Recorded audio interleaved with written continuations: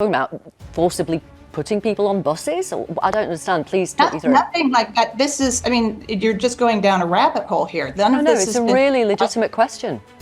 Well, if you...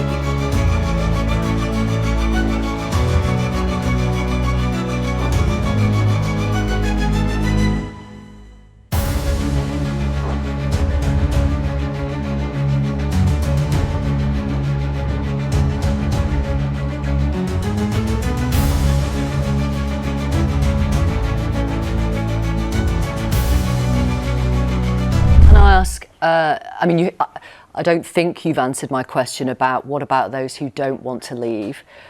Can I ask this again? It's a practical question, really. How would President Trump go about forcing some of those millions of Palestinians into Egypt and Jordan?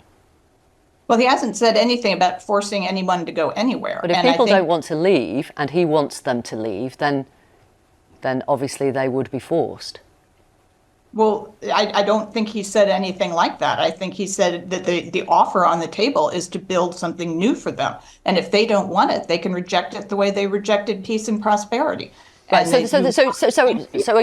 sorry, because President Trump made it clear they would need to go because he wants US takeover of Gaza so that he can somehow rebuild it. How would he get those 2 million Palestinians out of Gaza? Well, the two routes that the Israelis have identified are the port in the northern part of the Strip and by bus to the airstrip in southern Israel. And I think that. But how?